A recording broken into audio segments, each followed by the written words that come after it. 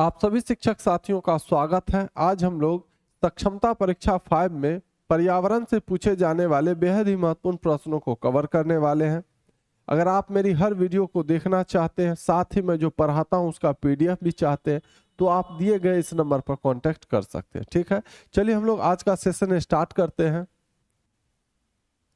पहला सवाल हमारा कर रहा है कि बिहार के लोगों के लिए मधुमक्खी पालन शुरू करने की सबसे अच्छी अवधि कौन सी है? सबसे अच्छा समय कौन सा है? जनवरी से मार्च, अप्रैल से जून, जुलाई से सितंबर या अक्टूबर से दिसंबर? तो बिहार के लोगों के लिए जो है मधुमक्खी पालन शुरू करने की सबसे अच्छी जो अवधि है, अच्छा जो समय है, वो है आपका अक्टूबर से दिसंबर। कौन है? अक्टूबर से दिसंबर महीना, है ना। ऑप्शन नंबर डी इस सवाल का सही उत्तर हो जाएगा। चलिए अगला क्वेश्चन को हम लोग देखते हैं।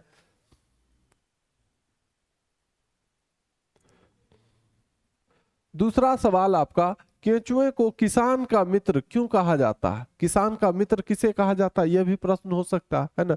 किसे कहा जाता है? तो केंचुआ को।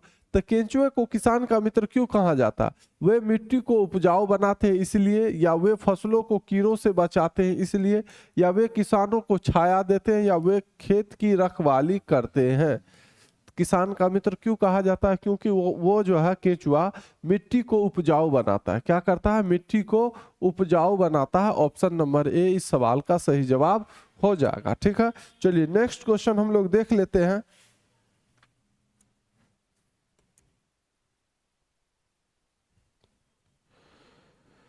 तीसरा सवाल, हमारे सौरमंडल का सबसे छोटा ग्रह कौन सा है? शुक्र, बुध जिसे अंग्रेजी में मरकरी कहते हैं, मंगल या शनि?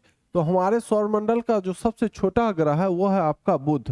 कौन है? बुध है ना, मरकरी। ऑप्शन नंबर बी इस सवाल का सही जवाब।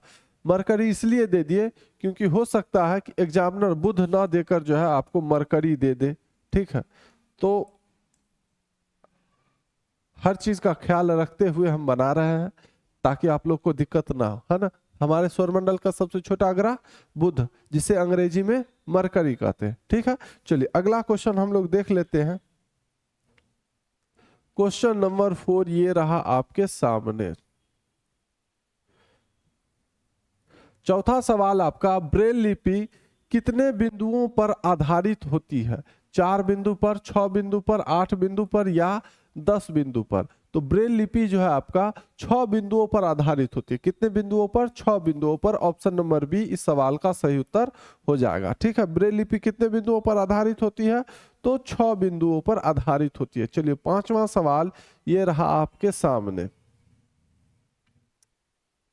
अल बिरूनी किस देश से भारत आया था? उज्बेकिस्तान से, अफगानिस्तान से, मोरक्को से या तुर्कमेनिस्तान से? अब आपके माइंड में आएगा ये तो पर्यावरण का सवाल नहीं लग रहा है, लेकिन इसका बहुत बड़ा योगदान है ना।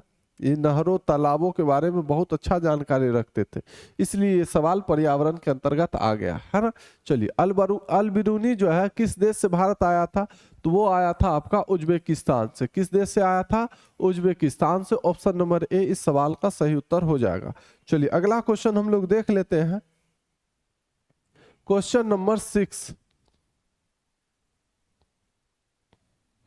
छठा सवाल, भारत में टाइगर प्रोजेक्ट की शुरुआत जो है कब हुई थी? 1970 में, 1973 में, 1980 में या 1992 में?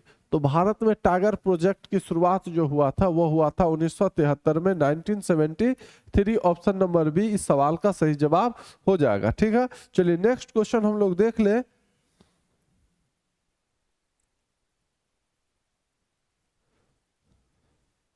सातवां सवाल, हाथियों के झुंड का नेतृत्व कौन करता है? सबसे युवा हाथी, सबसे बुजुर्ग हथिनी, सबसे ताकतवर नर हाथी या सभी मिलकर निर्णय लेते हैं? तो हाथियों के झुंड का जो नेतृत्व करता है वो कौन करता है? तो सबसे बुजुर्ग हथिनी, है ना। कौन? सबसे बुजुर्ग हथिनी। ऑप्शन नंबर बी इस सवाल का सही जवाब हो जाएगा। ठीक है, चलिए अगला क्वेश्चन हम लोग देख ले।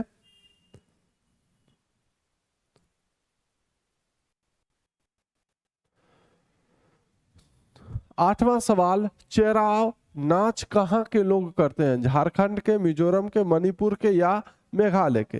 तो चेराव नाच जो है वह मिजोरम के लोग करते हैं। कहाँ के लोग करते हैं? मिजोरम के। ऑप्शन नंबर बी इस सवाल का सही जवाब हो जाएगा। चेराव नाच कहाँ के लोग करते हैं? तो मिजोरम के लोग जो है करते हैं। चलिए नेक्स्ट क्वेश्चन हम लोग देख लें, क्वेश्चन नंबर 9। 9वां सवाल आपका कह रहा है कि विटामिन B1 की कमी से कौन सा रोग होता है? स्कर्वी, रतौंधी, बेरी या रिकेट्स?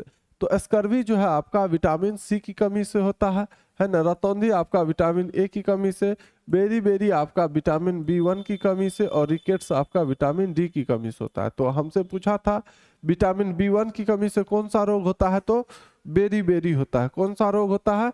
बेरी होता है। ठीक है, ऑप्शन नंबर सी इस सवाल का सही जवाब हो जाएगा।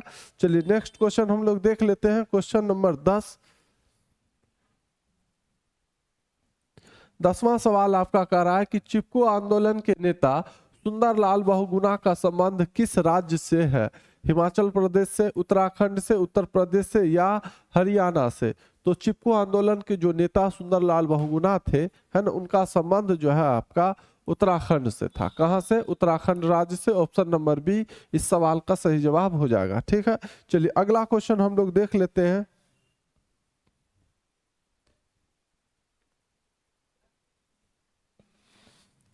11वां सवाल, वायुमंडल की कौन सी परत रेडियो संचार में मदद करती है ना? रेडियो कम्युनिकेशन में जो है मदद करती है। कौन सा परत वायुमंडल का? क्षोभ मंडल या समताप मंडल या आयन मंडल या बाह्य मंडल? तो इसका सही जवाब क्या हो जाएगा? आपका आयन मंडल, है ना, आयनोस्फीयर।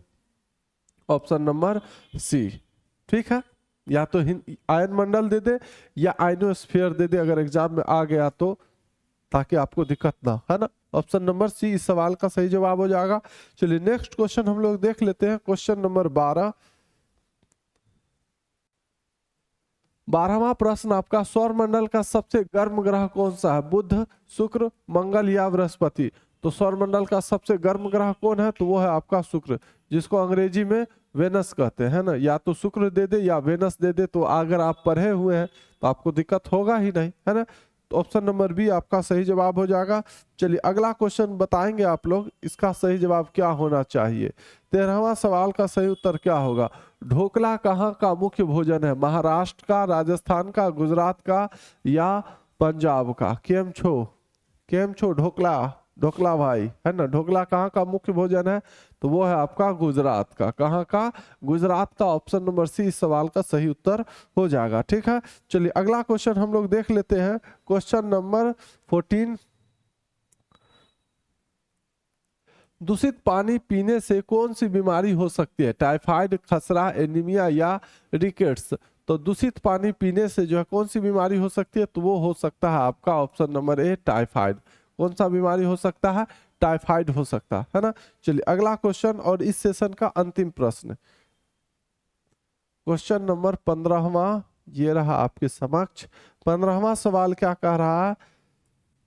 भारत में सर्वाधिक वन यानी फॉरेस्ट एरिया किस राज्य में पाए जाते हैं? मध्य प्रदेश में, छत्तीसगढ़ में, अरुणाचल प्रदेश में या ओडिशा में?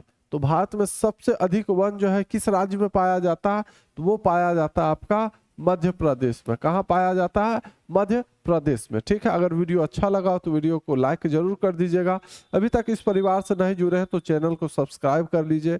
और मैं जो पढ़ाया हूँ अगर ये आप PDF के रूप में चाहते हैं तो आप दिए गए इस नंबर पर संपर्क कर सकते हैं। ठीक है, फिर हम लोग मिलते हैं अगले वीडियो में। धन्यवाद।